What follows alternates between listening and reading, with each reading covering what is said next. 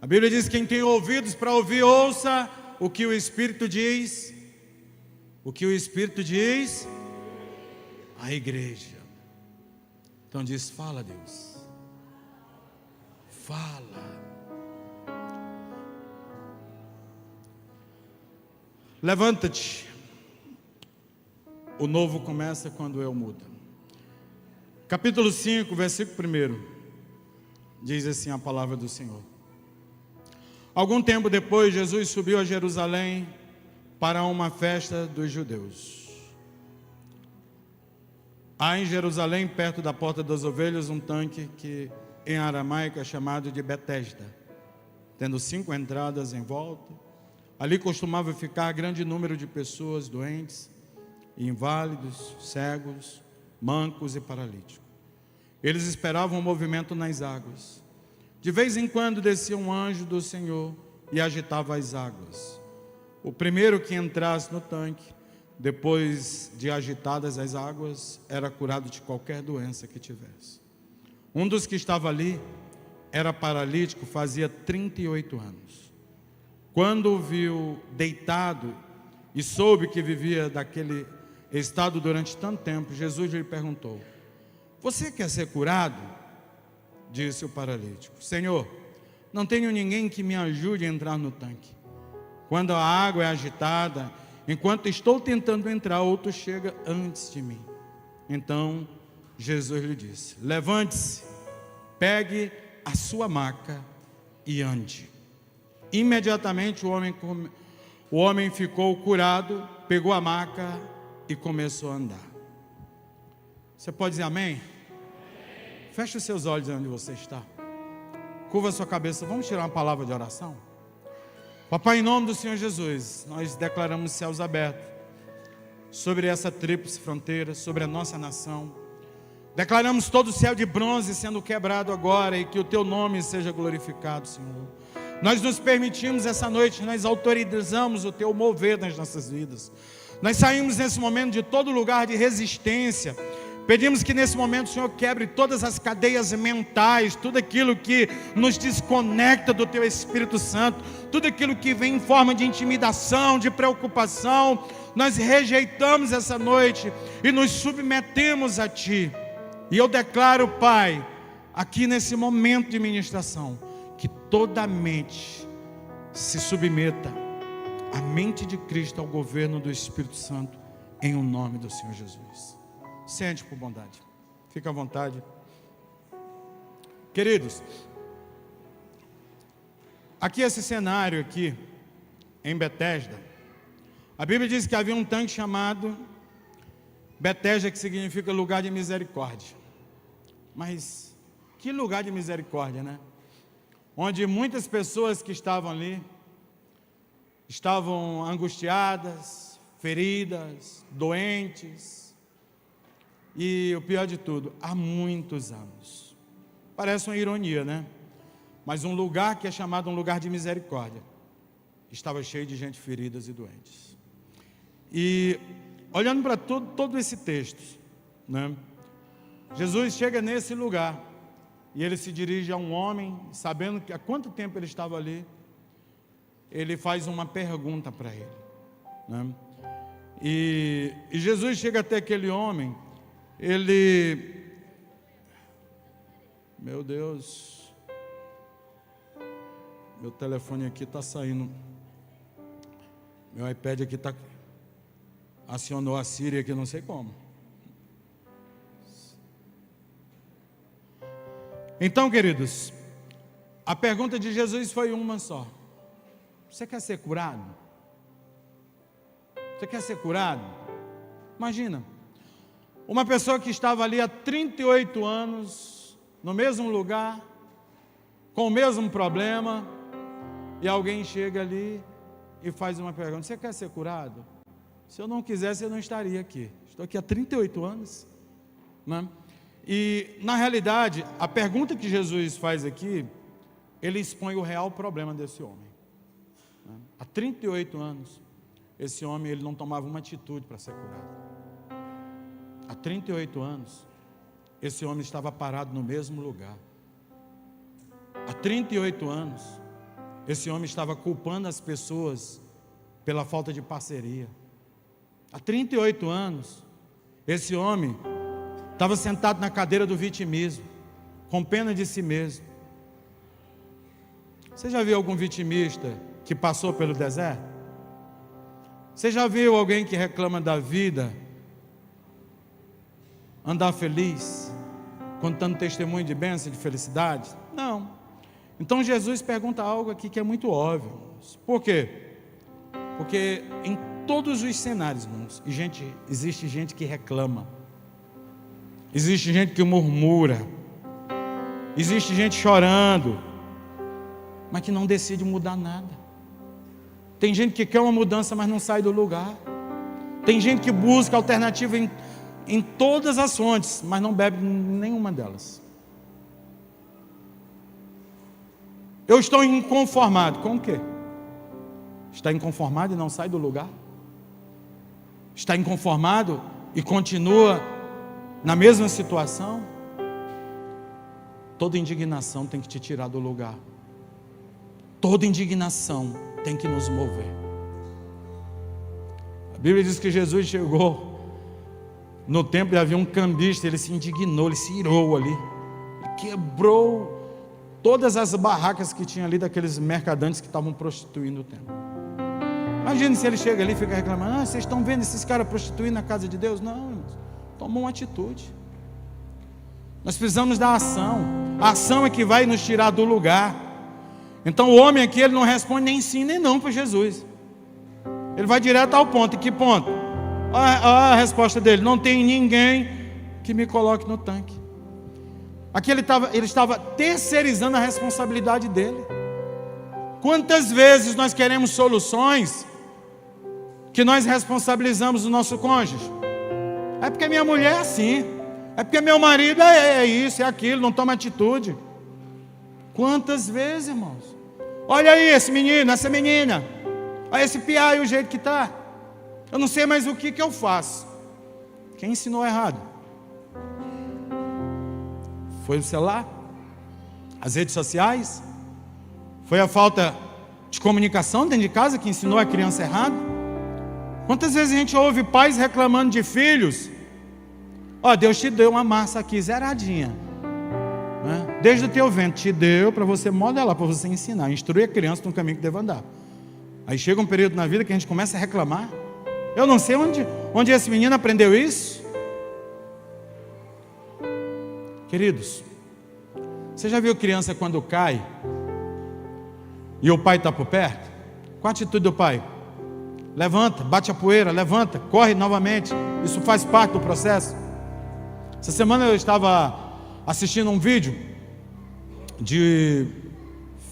eu não lembro o nome aqui, mas era filhas do Zé Boiadeiro, alguma coisa assim, olhando a atitude do pai, a criança brincando lá com o pai montado num cavalo em prova de tambor, e de repente a menina cai e começa a chorar, e o pai: não, é assim mesmo, calma, recomeça, vai de novo. E ela viu que não era nada daquilo, montou novamente no animal, daqui a pouco estava sorrindo. Sabe por quê? Enquanto tem pessoas que ficam chorando por uma queda, chorando por um erro, chorando porque algo saiu do lugar, tem pessoas que estão recomeçando, tem pessoas que estão levantando, batendo a poeira, tem pessoas que estão ouvindo a voz de Deus, pedindo para levantar, para recomeçar, observar onde errou, os pontos falhos. Mas esse cara aqui, irmãos, ele começa a se vitimizar, né? Ele diz assim, ele terceiriza essa responsabilidade. E aqui em Betesda havia uma cultura dessa espera, desse movimento, né? Por quê? Porque na realidade Betesda aqui é um lugar que representa muito perigo, né? Um lugar onde as pessoas esperam um milagre, que o milagre assuma a postura, que o milagre venha lá e aconteça na vida dele de repente. Elas vão esperar sentada. Ei, não existe almoço grátis. Alguém está pagando por ele. Alguém está pagando pelo gás. Alguém está pagando pelo arroz, pelo feijão. Alguém está pagando pela energia, pela água. Alguém precisa se movimentar. Mas às vezes nós queremos só culpar. Tem muita gente que vive assim, irmãos. Espera um ano virar. Não, mas no ano que vem, está bem pertinho do ano que vem, né? Tem muita gente que está nessa. Segunda-feira eu começo a dieta. Quantas segunda-feira teve esse ano? Muitas. Mas tem gente que não começou ali. Não, mas semana que vem, mês que vem. Não, ano que vem está chegando. Eu vou mandar o shape. Vai. Queridos, tem muita gente que está esperando Deus fazer. Se for da vontade de Deus, deixa eu perguntar uma coisa. A Bíblia diz que é da vontade de Deus que todo homem se salve. Todos estão se salvando? Não. E por quê? Porque eles têm livre-arbítrio. Eles têm que sair do lugar. Eles têm que se dirigir até a cruz. Porque a cruz é um lugar de reconhecimento do nosso pecado. Não é um lugar de morada, nem de permanência. É um lugar de passagem. É um lugar onde nós reconhecemos as nossas falibilidades, as nossas falhas, os nossos erros. Somos pecadores e que precisamos ser regenerados pelo poder da cruz. Não é assim, pastor Carlos? Pensa um homem que fala de cruz, é o pastor Carlos, de salvação, né? E eu vejo que o senhor, pastor Carlos, vou dar uma dica aqui. Tem pessoas precisando que o senhor fale da autoridade que o senhor tem na área das finanças, viu? De administração. Eu acho que o senhor tem que abrir sua boca assim, mais sobre isso. O senhor tem muita autoridade. Tem gente, esses dias tem muita gente que procura e querendo saber assim. E tem homens de Deus que tem coisas que estão ali guardadas. A gente fala porque é próximo, né? A gente vai conversando e sabe o quanto o senhor tem autoridade nisso. E tem horas que a gente tem que liberar, assim, irmãos. Porque tem gente assim que está louco para beber. Tem gente que está atrás da fonte. Tem gente que está ali atrás do movimento. Tem gente que está igual Eliseu atrás da capa de Elias, ali, ó, de olho, na unção dobrada. Mas tem gente que não sai do lugar. Tem gente, irmãos, que quer que o milagre aconteça. Não é verdade? Então, tem gente que espera a ajuda de outras pessoas. Nossa, mas eu não consigo só. Não, se for da vontade de Deus vai dar certo. Irmãos, é vontade de Deus quando é vontade sua. É da vontade de Deus que a sua casa prospere. Sabe por quê? Porque eu não vejo um versículo na Bíblia que Deus tem algum filho amaldiçoado. Eu vejo a Bíblia abrindo lá no Gênesis dizendo assim: e Deus criou o homem à sua imagem e semelhança. O homem e fez o homem à sua imagem e semelhança, macho e fêmea, e os abençoou. Se eu sou abençoado, eu tenho que andar na bênção. Eu tenho que fluir na bênção. Eu preciso me permitir viver aquilo que saiu da boca de Deus. Queridos, as águas são testemunha da criação de Deus. Quando Deus abriu a boca e Ele falou, a Bíblia diz que o Espírito dele pairava sobre as águas. As águas são testemunha quando Deus abriu a boca e mandou tudo vir à existência. E é por isso que eu me atrevo tantas vezes a dizer que o que tem poder na boca de Jesus tem poder na sua boca. Você sabe onde é que está o grande impedimento? É acreditar nisso. Porque tem muito crente que não sabe o poder que tem. A maior parte não sabe o poder que tem. Porque se soubesse, abria a boca em todo o tempo. Ao invés de murmurar, cantava. Ao invés de baixar a cabeça, levanta o corpo, se movimenta, muda a postura corporal. Você jamais vai ver alguém vitorioso, de ombros baixos, caído. O inimigo, ele percebe, ele sabe, ele sente. Demônios e cachorro, ele tem percepção do medo, irmãos. Nós liberamos toxinas que demônios e cachorro sentem. Você sabe quando é que um cachorro ataca? Quando ele sente o cheiro do medo. Demônio não respeita crente medroso, crente fraco, que não acredita no poder que tem. Demônio não respeita crente que não acredita na autoridade do poder de Jesus na vida dele. Nós precisamos olhar para nós e saber quem nós somos. E para saber quem nós somos, nós precisamos voltar para o texto quando Deus diz assim, que Deus desejou. Deus desejou você. Deus, Ele nos desejou. De uma tal forma que Ele junta aqui Pai, Filho e Espírito Santo, a sua trindade. E Ele diz assim, façamos o homem de acordo com a nossa imagem, segundo a nossa semelhança. E Deus, olha, Deus coloca isso dentro do coração dele. E depois que Deus reconstrói tudo aqui na terra, Ele vem aqui e do pó da terra, Ele faz uma matéria e Ele sopra o Espírito que Ele tinha gerado. Olha, E Ele levanta você, com autoridade, com poder, coloca no Éden e entrega governo. Ei, jovem, quer casar? Antes de Deus dar uma mulher, Ele deu trabalho.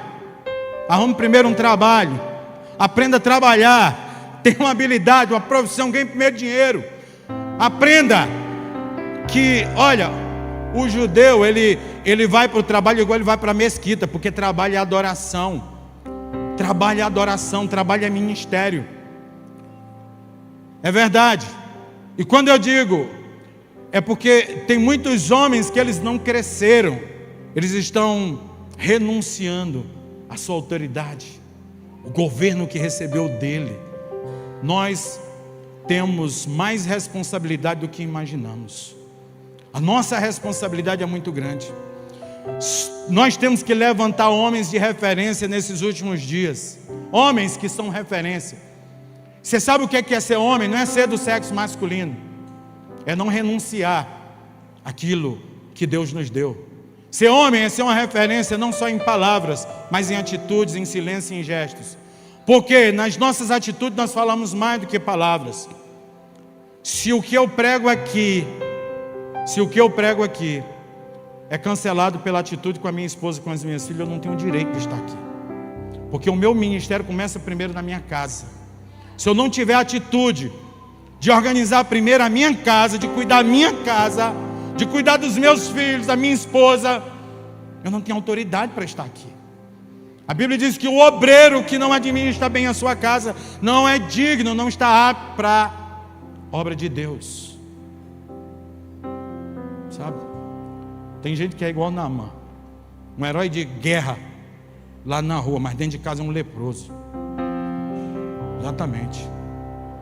Um herói de guerra, reconhecido por todos, ovacionado por todos, mas dentro de casa é um leproso. A lepra, o orgulho, as resistências, a falta de comunicação, a falta de humildade, a falta de empatia. Isso faz com que muitas pessoas deixem de olhar para Deus. Pessoas que vivem leprosas, orgulhosas, arrogantes. E eu não vim aqui hoje para bater em ninguém. Eu vim hoje aqui para fazer igual o Paulo falou para Timóteo: desperta. Quando é que a gente tem que despertar? É quando está quase dormindo, irmãos. Deu só uma cochilada. Talvez os anos que você sentou, paralisou, esteja aí se sentindo fraco, seja um momento de sono. E a palavra de Deus hoje é: desperta, levanta, assuma o seu lugar, olhe para quem você é. Queridos, uma das maiores lições de paternidade que eu vejo na Bíblia é Deus todos os dias no Éden. Todos os dias estava ali com Adão. Todos os dias. Filho, como é que foi seu dia hoje? Como é que foi seu trabalho? O que você fez hoje? Você deu o nome a quê? Deus colocou toda a criação diante dele e ele colocou poder nele. Diz assim: olha, o governo está sobre você. Eu coloquei poder nas suas palavras, e assim como você chamar, assim será. Isso não mudou com você, isso não mudou com você não mudou comigo. Esse poder está em nós. Como é que você chama seus filhos? Como é que você chama seu esposo? Como é que você chama sua esposa? Tem mulher que diz: o homem lá de casa. Misericórdia. O homem lá de casa. Como é que você dá nome para o seu salário? Como é que você chama seu carro? Como é que você está chamando a sua casa? Barraco? Qual o nome que você dá para a mansão que você tem? Ei, tem gente que diz assim: quando eu tiver dinheiro. Não, você não tem que ter dinheiro. Você é um gerador de riqueza. Nós somos geradores de riqueza. Amados, olha só. Se nós colocássemos aqui hoje, tivesse assim 20 vagas para pessoas ganhar R$7.000 lavando prato, poucos iriam, por mais que fosse R$7.000. Lavar prato, não quer não. Eu lavando prato de jeito nenhum. Vou abrir 1.000 vagas para ir para os Estados Unidos. Você quer? 10 mil seria insuficiente. Quando chegar lá, o camarada vai trabalhar com o quê? Lavando prato. O problema não está no dinheiro, está na coragem e no posicionamento. Tem gente que reclama de coisas porque ele não olha para quem ele é. e a capacidade que ele tem de fazer. E às vezes acha que o lugar vai mudar. Paulo estava em prisões, Paulo estava preso, e ele começa a dizer: ei, os irmãos que estão comigo vos saúdam, os irmãos que estão comigo saúdam a todos vocês, mas especialmente os que estão no palácio de César, na casa de César. E o que era o palácio de César? Um lugar de prostituição, um lugar de corrupção, um lugar onde tinha mulheres que traiu o marido, maridos que traiu a esposa, onde tinha muita gente, irmãos, contaminado pelo pecado. Paulo consegue fazer menção de gente santa nesse lugar. Os irmãos que estão lá, no meio da podridão, mandam saudação. Lá tem fogo de Deus, lá tem gente santa, lá tem gente que se posiciona, lá tem gente que não negocia, tem gente que entra na fornalha sem ter medo de ser queimado, lá tem gente disposta a obedecer a Deus. Tem muita gente que quer uma resposta. Deus está falando o tempo todinho. Ele diz: eu não sei o que eu faço da vida. Era muito comum o homem dizer assim: eu não sei o que eu faço com a minha mulher. Eu digo: eu sei. Ele: o quê? Começa a ouvir Jesus. Porque Jesus ouve Deus. Se você ouvir Jesus, Ele vai dizer exatamente o que você tem que falar para sua mulher. Ouça Jesus, irmãos. A única maneira de criar filhos, a única maneira de saber ser uma boa esposa, um bom marido, é através de Deus. No livro de Juízes, no capítulo 13, um anjo aparece para a esposa de Manoá e depois, posteriormente, para ele, e promete um filho. Ele chega assim: ei, se essa palavra é verdade, quando ela se cumprir, me diga como que eu tenho que criar esse menino. O único jeito de aprender a criar filho, o único jeito de aprender a ser, é com Deus, irmãos. Ele é quem nos ensina. Mas às vezes nós queremos terceirizar a culpa, nós não queremos nos posicionar. Jesus não empurrou o homem no tanque, Ele não deu um empurrão nele, né? De forma nenhuma. Ele não fez isso. Jesus, Ele fez o que, irmãos? Ele simplesmente rompeu o sistema do tanque. Ele foi na contramão, porque a cura daquele homem não viria por um movimento externo, mas por algo que estava aqui dentro dele, uma atitude, algo que ele estava ali paralisado há muitos anos.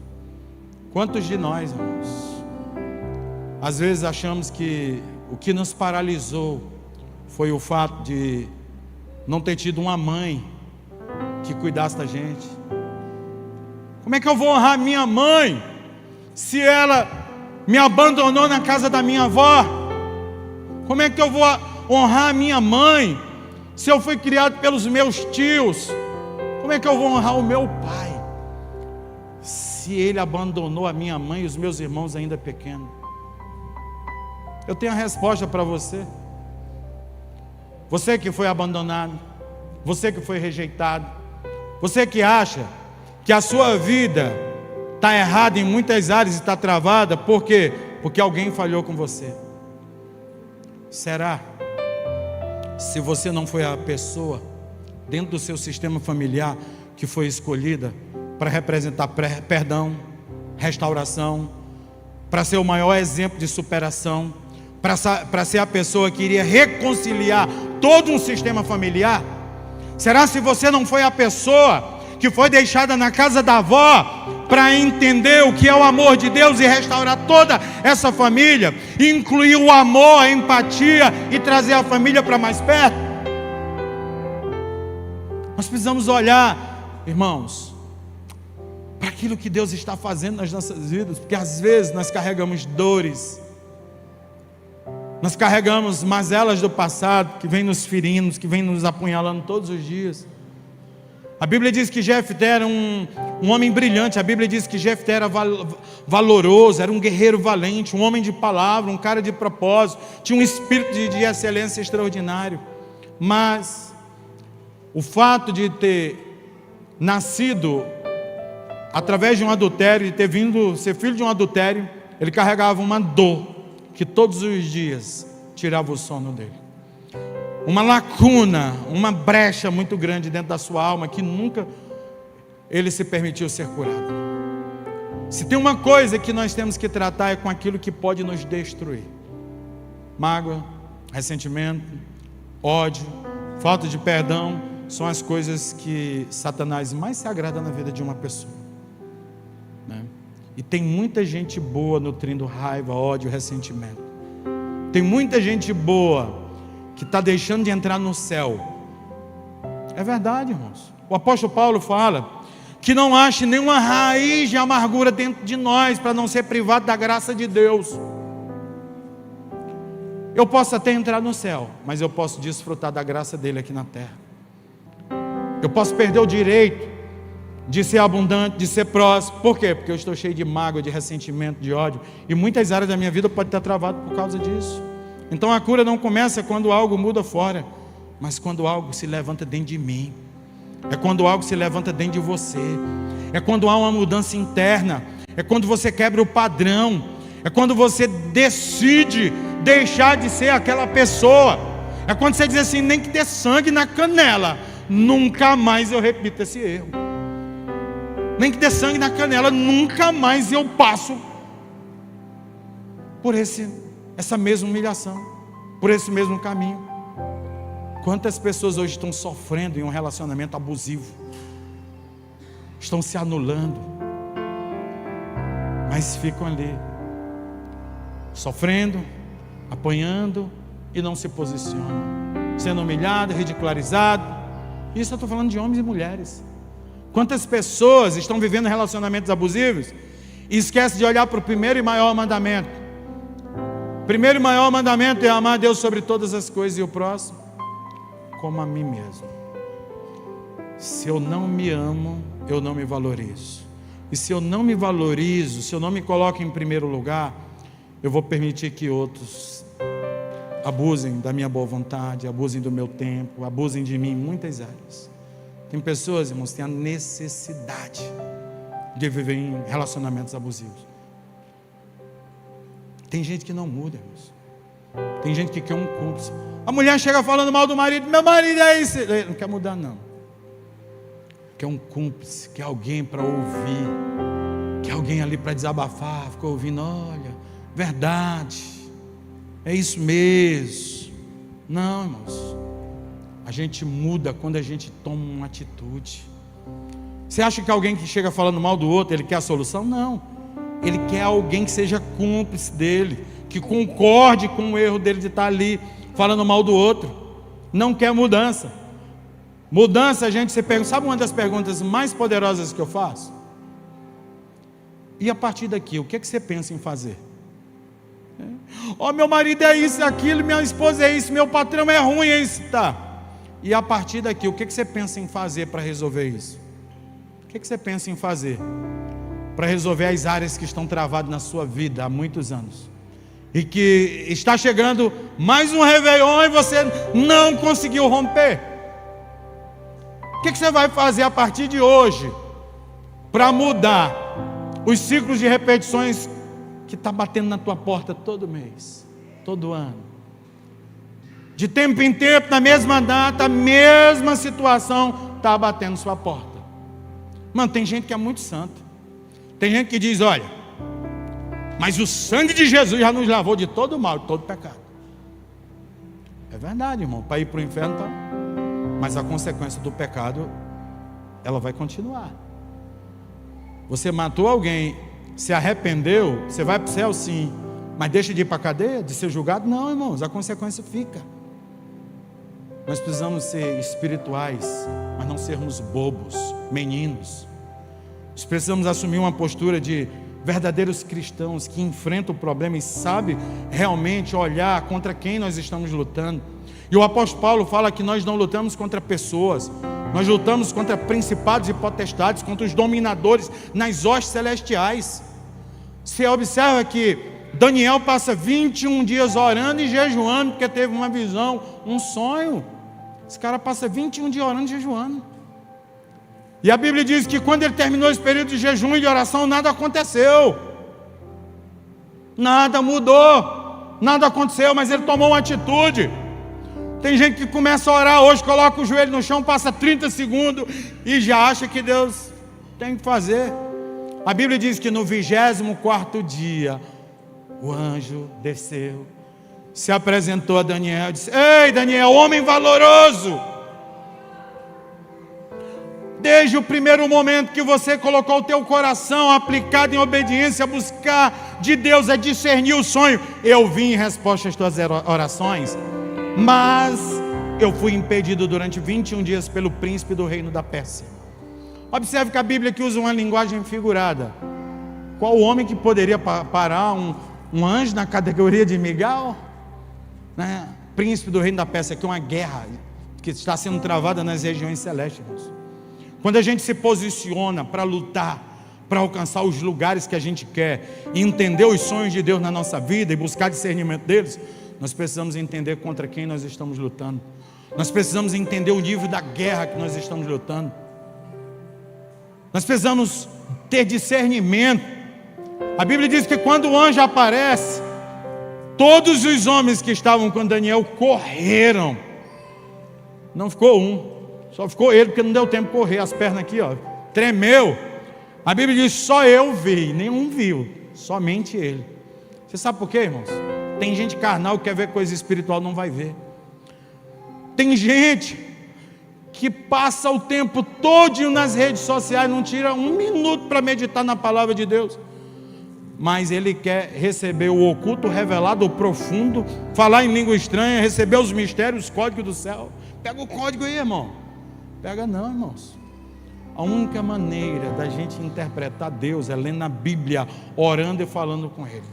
Porque quando eu aprendo dele na palavra, eu consigo falar para Ele o que eu sinto, as minhas necessidades. Eu vou falar algo para você que pode até ser bobo, mas todos os dias pela manhã, a primeira coisa que eu faço, quando eu levanto, eu já dobro meu joelho aqui, na cama, no pé da cama, eu benço a papai. Quando eu comecei isso, de imediato não representou nada, mas eu percebi que com o passar dos dias, algo foi mudando dentro de mim. Todos os dias o fato de me ajoelhar e me dobrar, algo começou a mudar dentro de mim. Eu comecei a ouvir coisas que eu não ouvia. Às vezes a gente quer ouvir no trovão, a gente quer ouvir no relâmpago, mas a gente não consegue ouvir o sussurro da voz do Espírito de Deus. São nos momentos de silêncio que a gente mergulha dentro da nossa alma, que a gente olha para aquilo que é mal, para todo caminho mal dentro de nós, é que Deus começa a tratar. Ana chorava por um filho, amargurada. Senhor, olha a minha dor. Aquela mulher pranteava diante de Deus e só mexia com os lábios a tal ponto do sacerdote chegar para ela e dizer: mulher, você está bêbada uma hora dessa? Mas meu Senhor, eu só estou amargurada aqui, desabafando. Você quer desabafar? Desabafa na presença de quem pode fazer algo para você. Desabafa no lugar onde pode ser resolvido, onde vem respostas e provisão. Quer desabafar? Entra no teu quarto, chora, derrama o coração, abra diante dele. Deus, o Senhor sabe o quanto tem sido pesado, difícil, mas eu não quero mais carregar esse fardo só.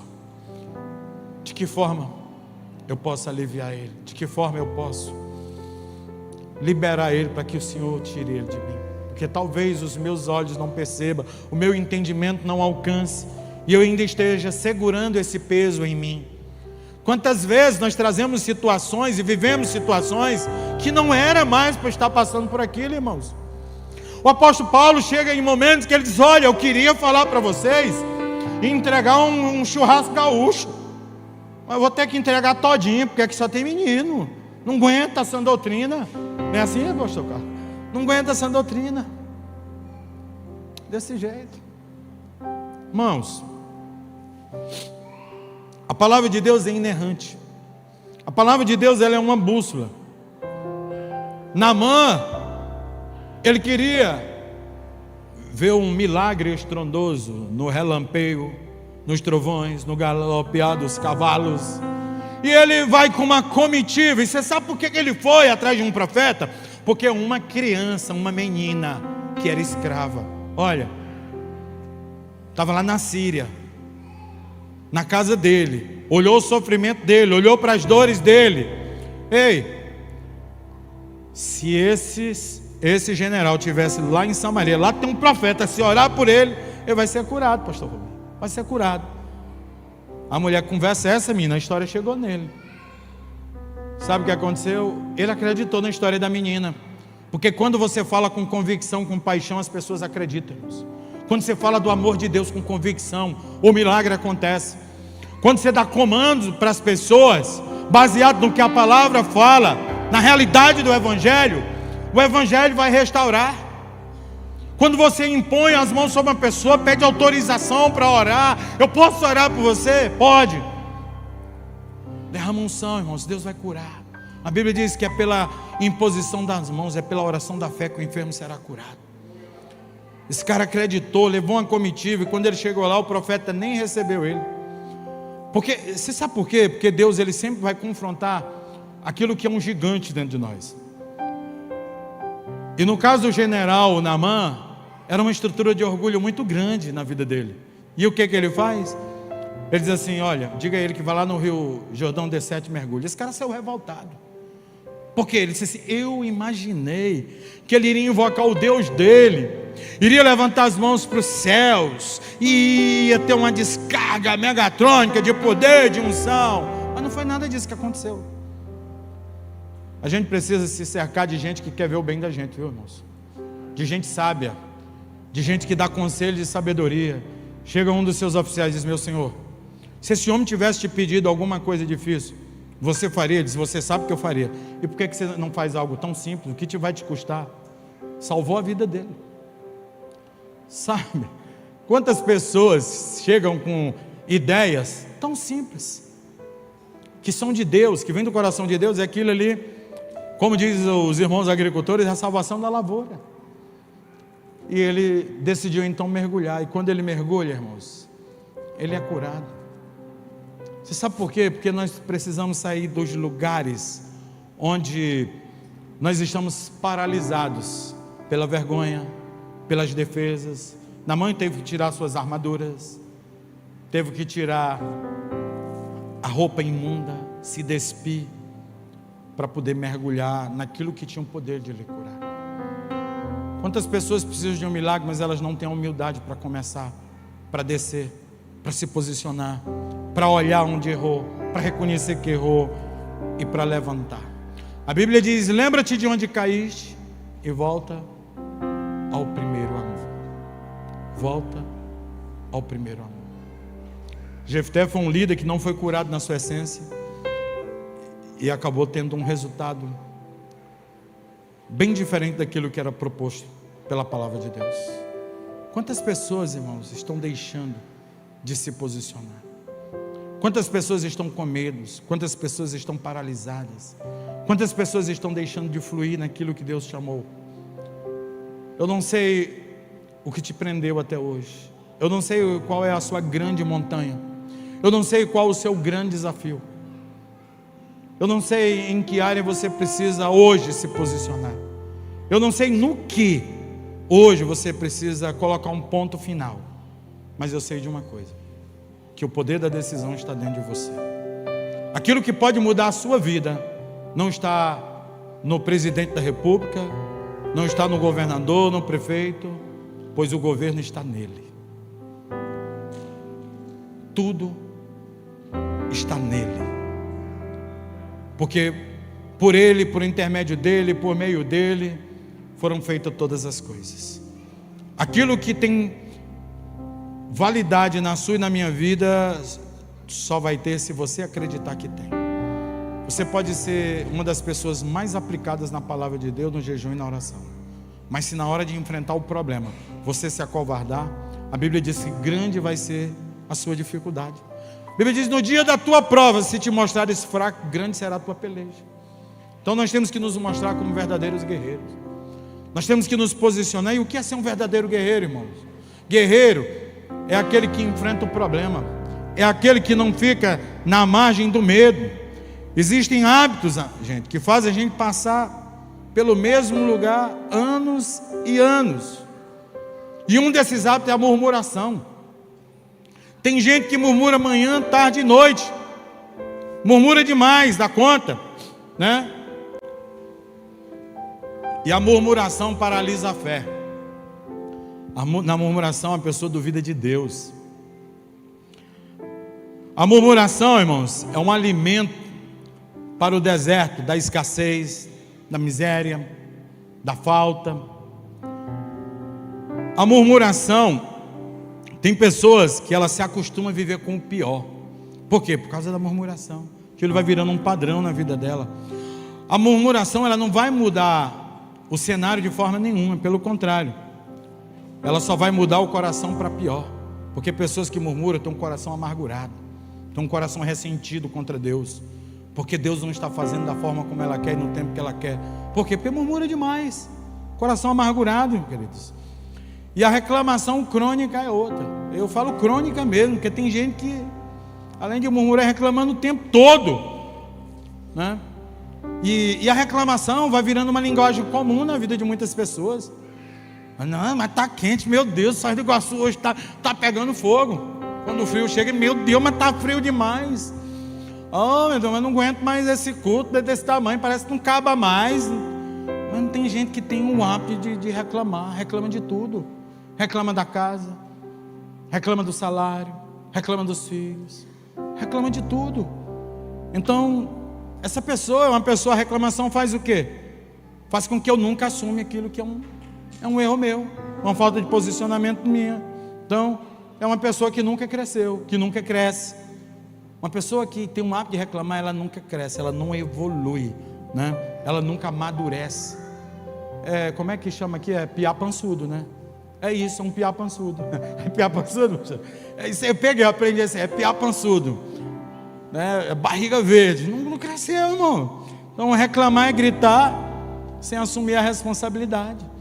Não quer assumir a responsabilidade, reclama do prefeito, do país, reclama de tudo. Meu irmão, vou te falar com uma coisa, o governo pode estar de mal a pior, é ruim para todo mundo, mas sabe para quem que vai ser ruim mesmo? Para quem reclama, para quem murmura, porque quando você está determinado a vencer, a sua rua muda a frequência. Frequência, irmão, o nome é frequência mesmo. Você sabe, quando você vai sintonizar uma rádio, não tem uma frequência, não tem uma onda ali, é frequência.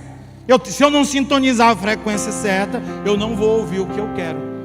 Se eu entrar numa frequência de reclamação, a frequência da rádio é luciferiana, é sério, é do inferno.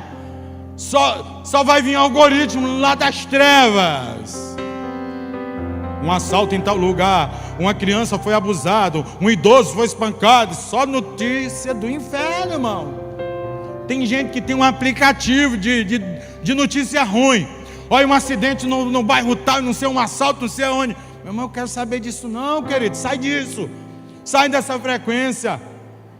Começa a colecionar coisas boas. Começa a abençoar. Começa a liberar do seu interior, do seu rio. Deixa esse rio fluir. Irmão, tem gente que é uma lagoa. É um lagozinho assim, sabe? Você sabe qual é a diferença? O lago, a água é parada, né? O rio, ele vai fluindo e fluindo. Permita que as suas fontes comecem a jorrar como nunca jorrou.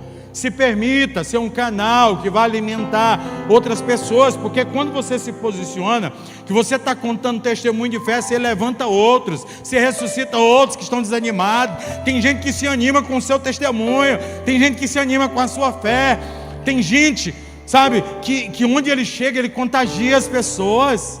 Tem gente que quer distância. Ixi, lá vem, deixa eu correr. Misericórdia, irmão. Tem gente que quando chega, ele estraga o ambiente, estraga o churrasco. Até o churrasqueiro se desanima, a carne queima, sai do ponto. Quem não se posiciona será sempre ultrapassado por quem decidiu se posicionar, irmãos. Isso é uma verdade. Quem se posiciona vai alcançar lugares onde quem decidiu parar. Irmãos, infelizmente tem pessoas que não vai dar conta de andar com você. Você não pode parar a sua vida por causa de alguém que não quer andar, que não quer fluir. Quem não se posiciona sempre será ultrapassado por quem já está decidido. Vamos para uma corrida de Fórmula 1. Eu não sei se eu vou ganhar. Tem gente que vem no vácuo, na pressão. O motor está acelerado, quer sair da frente, Satanás. Sai da minha frente, tranca a rua, eu quero passar. Sai. O que é isso? Esses dias, estava vindo com a José e eu comecei a observar um comportamento, irmãos, ali naquela rotatória. Quem vem da 277 no sentido de Santa Terezinha, para entrar para o Max ali. Por que tanto carro quebra ali? Por que tanto carro? Eu comecei a observar carro quebrando. Mas por que esses carros só quebram aqui? Eu comecei a orar, agora eu vou orar para esse povo não quebrar mais carro aqui. Agora estou colocando a mão lá para não quebrar mais.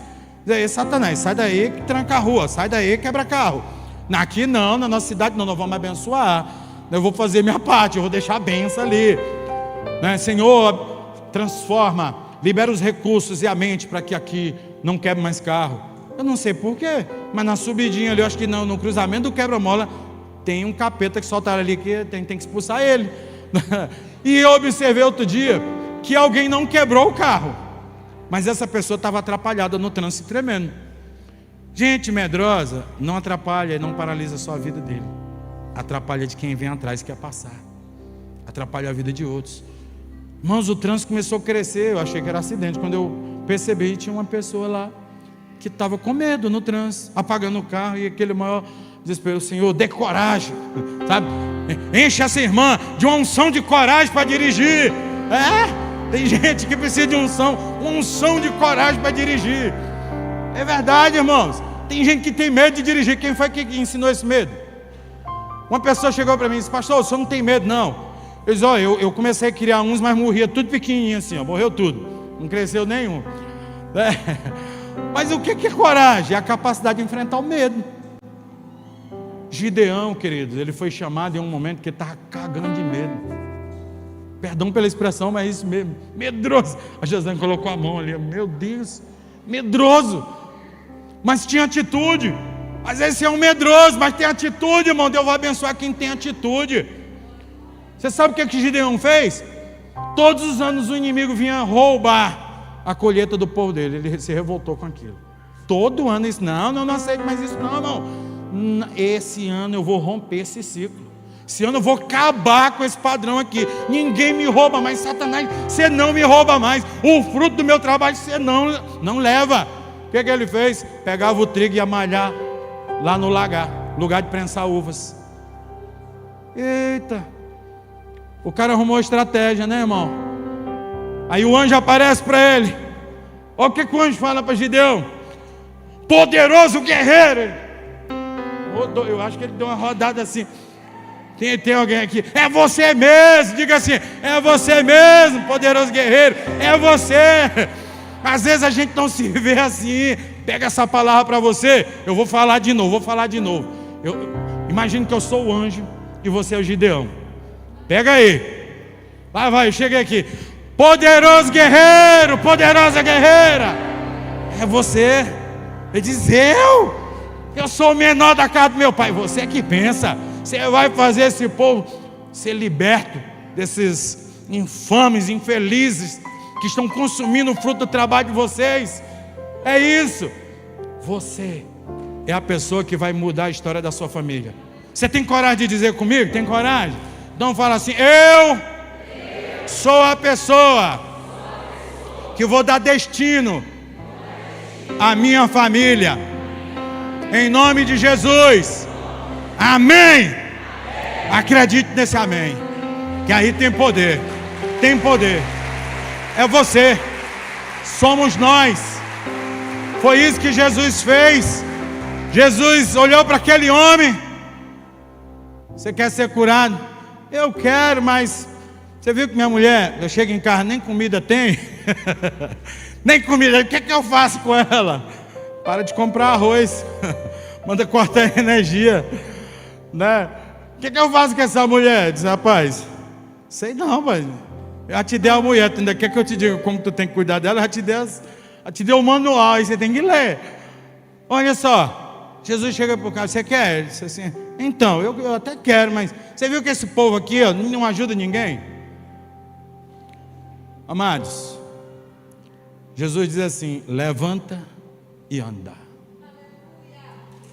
essa palavra, ela não foi só para aquele homem. Ela continua valendo muito mais para agora. Porque muitos de nós decidimos ficar paralisados no lugar da dor, das experiências ruins. Muitos de nós decidimos ficar estancados nos lugares onde nós já erramos uma vez. Ah, você já errou aqui? Faz de novo, que agora vai ficar bom, que agora você já tem experiência, já sabe onde errou. É verdade. Quanto mais você tentar, mais experiente você vai ter. Você sabia que quando a gente está dando aula, quando a gente está ensinando, quanto mais a gente ensina, mais a gente aprende? É verdade, a gente vai ganhando autoridade, né?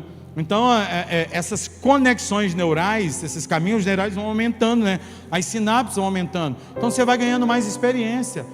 Então, o que te fez parar é o que tem que te fazer caminhar. Faça hoje pelos seus filhos, pelo seu marido, pela sua esposa. Faça pelos seus pais. Faça por sua família. Faça por você. Eu não consigo honrar os meus pais. Deixa eu te falar uma coisa aqui. Presta atenção no que eu vou falar.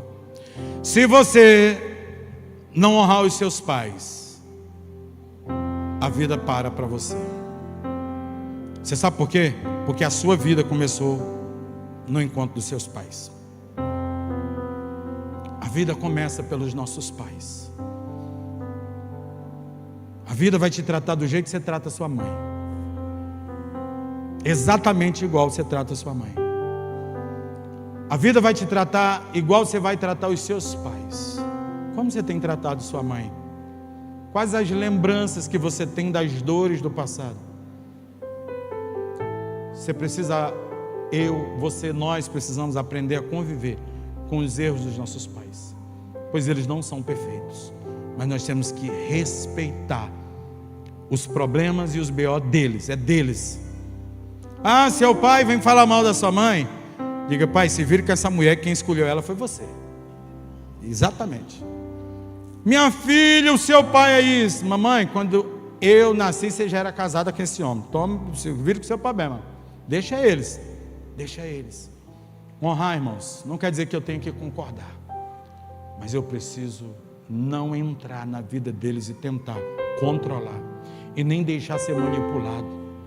Eu preciso cortar o cordão umbilical das minhas emoções, porque aqui nesse cordão umbilical aqui, às vezes a gente ainda está presa, ainda tem gente que nunca saiu nem do ventre da mãe, está ali preso nas experiências, nos medos, nos traumas. Jesus está olhando para a dor que muitos de nós aqui carregamos. Ele olhou para a dor desse homem. Quantos anos tem a sua dor? Quantos anos você vem tentando mudar o padrão e nada tem mudado? Por quê? Porque não vai ser mais um ano que vai mudar. Se você não mudar agora, se você não decidir agora, nada vai continuar. Então, quantas vezes eu digo: depois eu faço. Irmãos, o depois é o cemitério dos projetos. Você sabia? Depois é o cemitério dos projetos. Não é verdade? Como é que é aquela tua frase, minha filha da maçaneta? Tu viu ali dizer, essa frase eu inventei aqui, me diga aí, deixa eu copiar ela aqui. A porta só abre para quem está com a mão na maçaneta. É isso aí, gostei. Olha aí, eu vou pegar agora. Pega o código aí, acabei de inventar. A porta só abre para quem está com a mão na maçaneta. A Beatriz estava falando ali, disse assim: pai, a porta só abre para quem está com a mão na maçaneta, né? Porque para quem está sentado esperando a porta abrir, ela não vai abrir. Isso é uma verdade. Enquanto você não se posiciona, o que Jesus diz em Apocalipse? Eis que estou à porta e bato. Se alguém ouvir a minha voz, abrir a porta, eu entrarei, cearei com ele e ele comigo. Você acredita que teve um cearense que estava dizendo que Jesus estava falando disso? Era do Ceará, que ele disse que ia entrar e cearia com ele? Ele disse: isso aqui é do Ceará, isso aqui, ó. É cearês. Queridos, nós precisamos abrir a porta. Nós precisamos ir para a maçaneta. Ah, mas a incredulidade bateu a porta. Coloca a fé para ir lá e recepcionar ela. Diga: aqui não. Aqui não. O que nós precisamos fazer hoje? Poderoso guerreiro é levantar. Jesus, ele dá uma ordem aqui que exige ação. Levanta-te, toma o teu leito, anda. Jesus não orou por esse homem, você viu ele orando? Não. Jesus fez o que, irmãos? Ele não empurrou, ele não carregou ele aqui. Tem gente que quer ajudar os outros carregando o peso dele. Não, você não vai ajudar, não. Tem gente que não está pronto para o milagre. Tem gente que não quer o milagre. É por isso que Jesus pergunta aqui. A mensagem aqui, irmãos, é uma mensagem de ação que Jesus dá para ele aqui. E eu quero dizer para você que você não é pequeno. Eu estou falando com você. Você não é um fracasso. Você não nasceu na família errada. Pelo contrário, você é mais do que capaz. Você tem uma capacidade exponencial dentro de você. O problema na sua vida nunca foi falta de potencial, foi excesso de dúvida. Às vezes nós nos enchemos de dúvidas, que deixamos de fazer aquilo que a gente tem que fazer. Tem uma conterrânea nossa, que esses dias eu vi um vídeo dela, uma adolescente de 17 anos. É skatista lá do Maranhão, de Imperatriz. Morava a 70 quilômetros da gente lá. Buscou recursos em todo lugar, buscando ajuda. A prefeitura fechou a porta, e não que a prefeitura seja obrigado. Muitos empresários, e não estou responsabilizando ninguém. Estou falando a luta da menina. E depois ela decidiu o quê? Ela não colocou culpa no prefeito, em vereador, não colocou culpa em ninguém. Ela decidiu sair do lugar, enfrentar o sonho, enfrentar os desafios e chegar onde ela realmente precisava chegar. Então, esses dias viralizou o vídeo dela dizendo assim: eu posso, eu consigo, eu mereço, eu sou capaz, eu já fiz isso uma vez, eu vou lá e volto de novo, eu posso, eu mereço, eu consigo. E ela estava determinada. Você sabe por quê? Porque a Amy Cuddy tem um livro que fala em tua presença. Ela fala sobre expressões corporais. E todas as vezes quando alguém está dizendo, abrindo a boca, dizendo eu sou capaz, Jesus está na minha frente, eu posso, eu tenho condições, isso aqui vai acontecer, o meu milagre está acontecendo, você começa a se movimentar. Olha que Davi no campo de batalha, quando ele se levanta, todo o exército de Saul disse assim: é só um garoto, como é que nós vamos colocar um garoto para lutar com um homem de guerra? Quando Saul olhou para Davi e disse: você só é um garoto. Ele disse assim: olha, rei, eu quero lhe dizer uma coisa. Eu, quando estava cuidando das ovelhas do meu pai, que estava cuidando do rebanho, que um urso, um leão atacava, eu agarrava o leão pela juba e matava eles. Um menino que mata um leão, um adolescente que mata um leão. Ele disse: vai, meu filho. E ele arranca as armaduras dele e dá para Davi. E Davi sai ali tentando. Ele disse assim: olha, eu não tenho habilidade com isso. A habilidade que eu tenho é de ouvir Deus e falar o que ele fala. Davi, ele vai no rio, escolhe 5 pedras e ele vai ao encontro do gigante. Mas quando ele vai ao encontro do gigante, a palavra dele era uma só: você vem a mim com lança, com escudo, com armas e com palavras de maldição. Eu vou contra você, em nome do Senhor dos Exércitos, a quem você desafiou. Ainda hoje, olha a movimentação corporal e as palavras. Ainda hoje, eu vou te derrotar, eu vou arrancar tua cabeça, e o mundo e todos saberão que há um Deus da guerra em Israel. Davi, ele começa a profetizar. Profetiza, crente, profetiza agora. Começa a olhar agora o milagre na sua casa. Eu quero convidar vocês a se colocar de pé. Se coloque de pé nesse momento. Fique de pé. A palavra é: levanta-te. Levanta agora para o milagre. Levanta agora para você se posicionar. Levanta agora para você abrir a sua boca e falar como Deus falou no início de tudo: haja luz. E a luz ageu. Olha, a luz teve que existir. Você sabe por quê? Jesus, irmãos, Deus não tem medo de falar, porque quando Ele fala o universo. Eu vou deixar para você aqui, para você refletir em casa. Não vou deixar um versículo, vou deixar um capítulo de sabedoria para você. Você vai ler Provérbios 8, falando da sabedoria de Deus, da criação do mundo, e que ela é mais preciosa do que rubi, do que ouro, do que qualquer outra coisa. E a sabedoria diz que ele era o grande arquiteto de Deus, estava com Deus, ele se deliciava com a criação de Deus e com a glória dele. E é por isso que nós temos que ficar em pé e começamos a liberar os decretos. Escreva, queridos, Sabe, quando você começa a escrever, você começa a visualizar. Tudo aquilo que eu escrevo, eu não esqueço. Eu escrevo, eu leio, tudo que eu digito, hoje mais eu digito do que, mas tudo que eu vou digitando, que aqui, vai ficando na mente. Você vai aprendendo cada vez mais. Então, nós precisamos dizer para 2026 o que precisa ser mudado agora, em 2025. Eu preciso declarar essa noite, agora, o que eu preciso mudar na minha vida hoje. A minha decisão precisa ser hoje.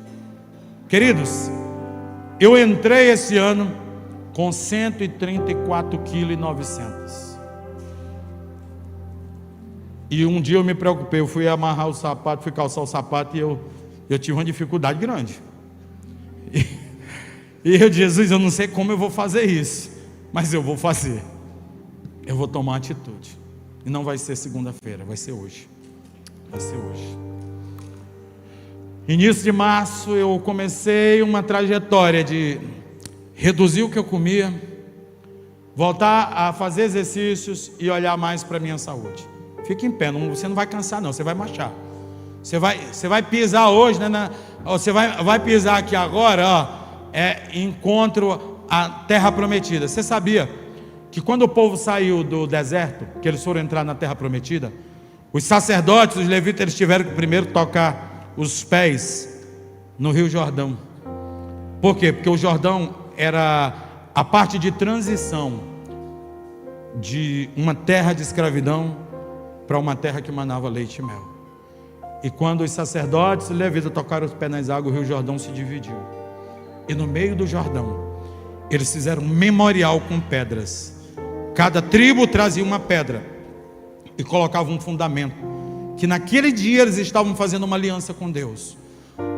Naquele dia eles estavam entrando em um novo pacto com Deus, que eles iriam entrar para uma terra onde tudo iria ser diferente, e os frutos da terra iriam manar em grandes escalas. Sabe o que eu fiz? Eu procurei, a minha irmã me procurou e: você quer ajuda? Eu disse: eu quero, eu preciso, eu não sei como começar, mas eu começo hoje. Aí: você quer tomar uma picadinha da Monjaro? Eu disse: eu quero. E eu comecei, irmãos, sabe, porque eu precisava de um empurrão, eu precisava de uma ajuda, eu precisava sair do lugar. Aí: então levanta, vamos. Tomei, comecei tomando. Aí deu logo uma tristeza, porque eu não comia mais, né? Eu disse: rapaz, dá uma tristeza tão grande desse jeito. Eu digo: não, agora eu vou fazer diferente. E comecei a levar o negócio a sério, fiz protocolo, fiz tudo. E eu comecei a olhar para o longo prazo. Eu digo: quantos anos eu quero viver? Meu avô viveu 96, eu tenho que passar dele, eu tenho que honrar ele vivendo no mínimo 100. Então eu preciso ter qualidade de vida. E comecei a olhar para tudo isso. Dezembro, 10 meses depois, 26 quilos, irmãos. 26 quilos eu reduzi, estou com 109 quilos, de 134,900 a 109. E você sabe o que eu olhava todo dia? Eu falava assim: eu fui no supermercado, comprei um pacote de arroz de 5 quilos. Aí a primeira vez eu tinha perdido 5 quilos, isso aqui eu já tirei um pacote de arroz. Aí depois eu tirei 2. E agora, quando eu olhei um pacotão assim com 5 pacotes, meu Deus, esse peso todo estava nas minhas costas. Não tira o peso que está nas suas costas esse ano. Renuncia a ele. Eu tirei um fardo de 26 quilos. Está quase em 30. Né? Mas o que isso? Isso é um estilo de vida que eu tenho que continuar policiando. E eu sei o que eu quero para o futuro. Eu escrevi metas para o próximo ano. Eu estou vivendo isso. E todas as vezes que você for entrar para algo grandioso, se prepare para o confronto. Mês de outubro foi um mês de desafios para mim, como eu nunca imaginei.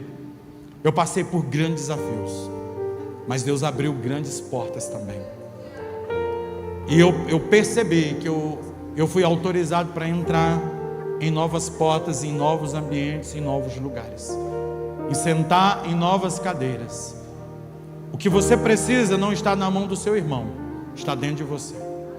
A decisão de fazer agora, a decisão de fazer hoje. Então eu quero que nesse momento você feche os seus olhos aí onde você está. Olhe para dentro de você e comece agora a visualizar tudo que você carregou até hoje, que te constrangeu, que te paralisou, que fez com que você se sentisse incapaz. Olhe para todo medo dentro de você, para toda dificuldade. Aquilo que você acha que é maior do que você. Eu quero dizer que Jesus, Ele segura agora na sua mão. E Ele quer caminhar com você. E Ele quer que você dê um passo de cada vez. O primeiro passo agora é o passo para sair do lugar. E de olhos fechados eu quero te fazer uma pergunta. Eu quero te fazer um convite. Saia de onde você está e ocupe o seu lugar. Eu vou repetir. Saia de onde você está e ocupe o seu lugar.